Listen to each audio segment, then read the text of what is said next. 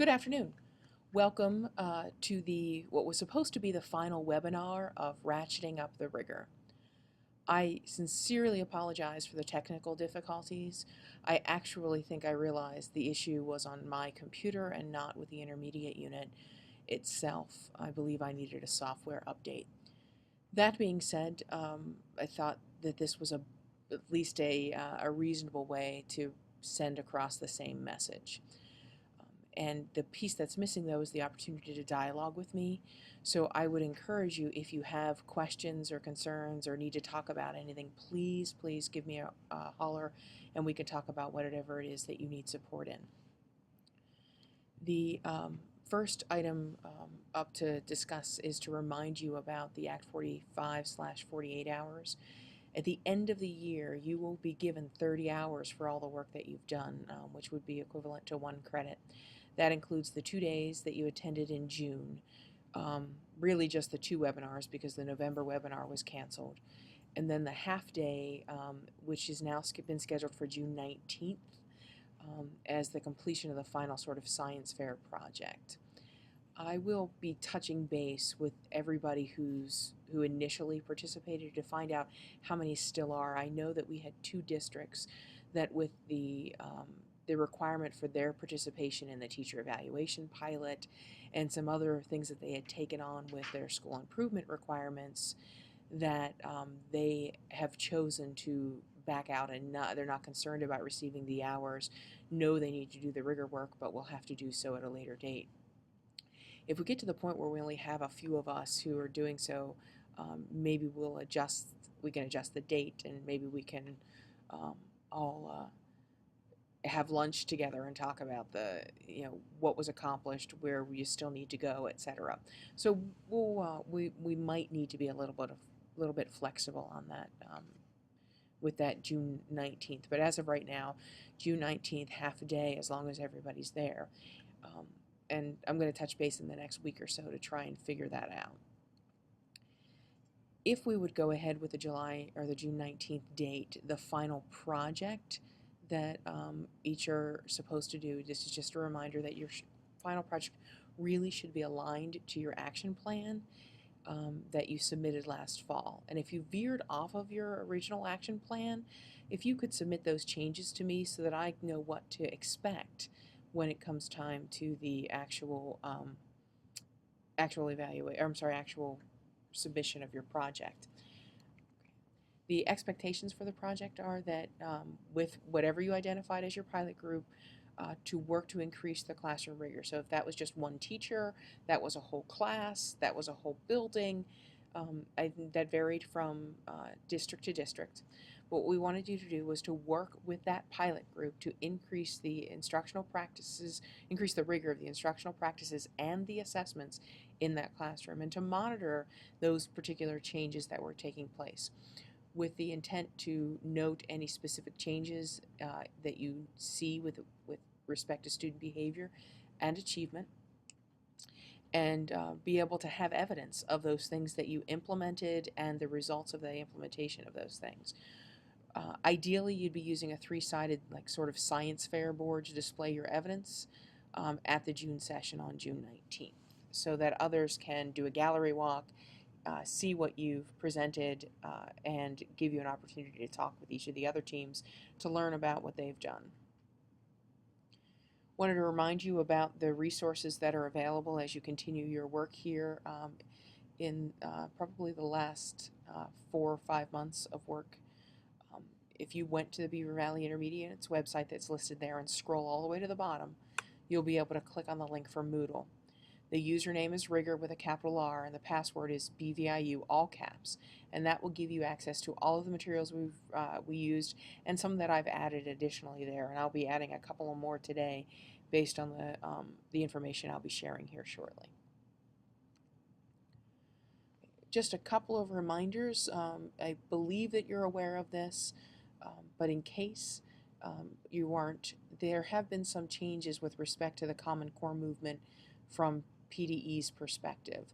The PSSA, which was slighted for grades 3 through 5 to shift to the Common Core next spring, or the spring of 2014, has actually been pushed back another year to the spring of 2015. I would caution you to not be alarmed, that if in fact you've started the work, I would continue the work. We need to be moving in this direction. And if you're teaching more rigorously to more rigorous standards, your students are going to perform better on the PSSA, on the standard current PSSA. If you are concerned, there may be an item or two that is still eligible for the current PSSA that would not be eligible based on the Common Core because it's no longer taught at that particular grade level. You could do a couple of mini lessons to support that on sort of those days that you would consider down days, perhaps an end of a unit day, something like that. It's an end of the unit and you've got 2 days before the spring break, for example. Put in a few mini lessons to fix those things or to shore up that missing piece. But the reality is that the shift is not happening until the spring of 2015, when everybody will move. And the reason they're not doing that is some significant concern about the teacher evaluation system, and that if they went ahead in changing the assessment for grades 3 through 5 next year, then the elementary teachers in grades 3 through 5 would be in the building at those elementary buildings would be subjected to a school performance profile that would be the only one reflective of a new test, where the middle school and the high schools would not be receiving a school performance profile based on a new test. And since that would in fact be the first school performance profile that would count towards teacher evaluation, there was some significant concern of the inequity of that process. So that's the reason they're holding off on moving it one more year. So for those who perhaps have not gotten started, you've got a little bit more time to get moving, or a little bit more time to get it in place. You probably don't have any more time to get moving. You need to start that yesterday. But for those of you that feel like you've got a good start on things, now you just have another year to really get it strongly in place. And several of you have started this work about 2.5 years ago. And those of you that have will have students entering third grade when it's time to take this test who had 3 full years of the new Common Core standards. So they should be fully kindergarten, first and second grade, entering third, having had all Common Core. So that should be a nice understanding for those students, if in fact that has occurred in your buildings. A couple of additional resources I wanted to make you aware of. One is an article that was written in 1995, but I still think a very strong article, which of course just shows you how rapidly the education system moves in this country. But the article can be reached at that website, essentialschools.org/resources/101. The article is Making the Good Essential Schools Better, The Essential Question of Rigor by Kathleen Cushman. I think it's a good article. It would be a great article for a text-based seminar, a discussion with your teachers in really getting to whether or not the content that the students are learning is rigorous. It's at least a good discussion point. If you need another article, I think that might be of value to you. A couple of apps that I wanted to bring to your attention. We mentioned a few years ago the Common Core Look-Fors, which is CC. When you search for the app for an iPad or an iPhone, it's CC, L, the numeral 4, and a lowercase s. The cost, I believe, is $2.99, which is relatively inexpensive for all that you get. It is an incredible tool to be used when doing classroom walkthroughs and observations, particularly at any of the Common Core standards. When we first showed you this, it was only available for mathematics. It is now available for math, language arts, and the ISTE standards for the science and technology standards. A really valuable tool, very easy to use. You can take video, photographs of what's happening in the classroom, attach that to the observation, share that with the teacher. It's a really very slick tool. If you're interested in taking a look at it for $3, I think it's well worth your look. Also, there are 10 apps that have been recommended by teachers These I myself have not tried. So the Common Core Look Force I have. These I have not, but these are ones when looking for them. They're apps that may be valuable for your classroom teachers to be using with their students. For students that either need a little intervention boost, or maybe students that could use a little enrichment depending on their grade levels. There are apps for math and for language arts. Primarily at the elementary level, they may shift to the middle level if you want to take a look at that. And that website is listed there at educationappreviews.com. Hopefully those will be of value to you, but 10 there worth, I think, taking a look at.